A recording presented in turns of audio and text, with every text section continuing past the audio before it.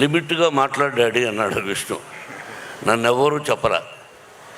అన్నయ్య నేను వేదిక మీద కొన్ని వందల సభలు అన్నాం, బ్రదర్ మీరు ముందు మాట్లాడండి అనేవాడు. వీడు ఈరోజు డాడీ లిమిట్గా మాట్లాడాడు. లిమిట్గా మాట్లాడేమిట్రా? లిమిట్గా మాట్లాడేది అంటే మా అమ్మగారికి సంతానం లేదు. 2-3 సార్లు గర్భం నిలకపోవడం వల్ల ఆవిడకి పుట్టుకతో 2 చెవులు లేవు. మా అమ్మగారికి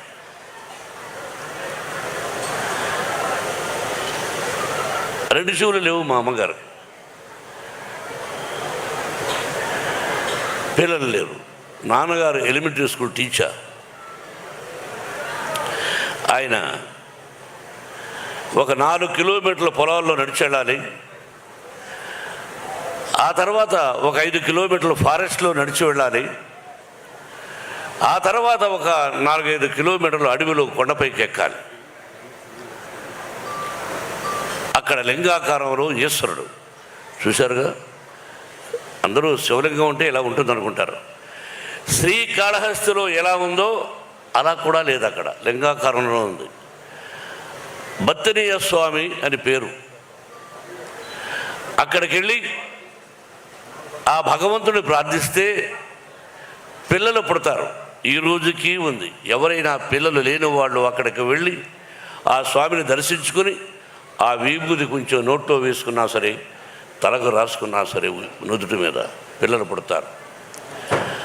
ఆ రోజుల్లో మా అమ్మ నాన్న అక్కడికి వెళ్ళి మా నాన్నగారు ప్రార్థించారు. మా అమ్మకు ప్రార్థించడం అంటే ఏమిటి తెలియదు, చెవులు లేవు, అమాయకురాలు.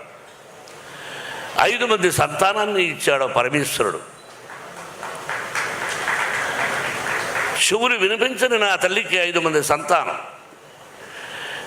మా ఊరు నుంచి అది ఏర్పేడు నుంచి మా విలేజ్కి వెళ్ళాలంటే 7 కిలోమీటర్లు నడిచి వెళ్ళాలి.